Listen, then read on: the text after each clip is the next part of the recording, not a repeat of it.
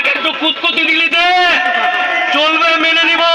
কিন্তু যখন আমরা দেখব আমার বাপ দাদর কবরে হাত দিচ্ছে, যখন আল্লাহর মসজিদে হাত দিচ্ছে, যখন কবরস্থানে হাত দিচ্ছে, যেখানে আমার বাপ দাদরা শুয়ে আছে, ওয়াকাফ সম্পত্তি এবং ওয়াকাফের নাম করে বিভিন্ন জায়গায় বিভিন্ন রকম আইন পাস করে অশান্তি ও চক্রান্ত করার চেষ্টা করছে, তাদেরকে বলে দি, এ ভাই,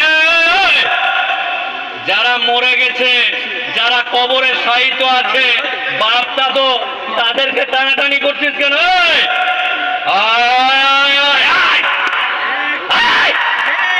উম্মতে মুহাম্মাদের একটা চুল দেখা করতে পারবে না, মরা মানুষের কবর নিয়ে টানাটানি করছে। ওয়াকাফ সম্পত্তি আমরা কোনো মতেই, আচ্ছা আমার বাপ আর আমার দাদু এলাকাতে চাঁদা তুলে, ধান তুলে আল্লাহর ঘর তৈরি করলো, মসজিদ তৈরি করলো।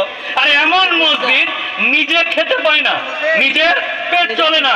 এক একটা গ্রাম আছে, এলাকা আছে, নিজের পেট বা নিজের পেটের খাওয়ার হয় না। ওই এলাকার যদি মসজিদ দেখেন তাহলে জিভ দিয়ে চাটা যাবে, এত পরিষ্কার, কারণ এটা আল্লাহর ঘর। আর এই ঘরকে দেখে রাজনৈতিক নেতারা ভাবছে এই চকচকা ঘরটা নিব। ওইটা ঘর নয়, ওইটা আল্লাহর ঘর। আমরা গিয়ে ওখানে সরাসরি আল্লাহর সাথে কানেক্টেড হই। তাই এক একটু চিমটি কাটলি ছেড়ে দেবো, যা যা যা, ঠিক আছে, এদিকে দিলে চিমটি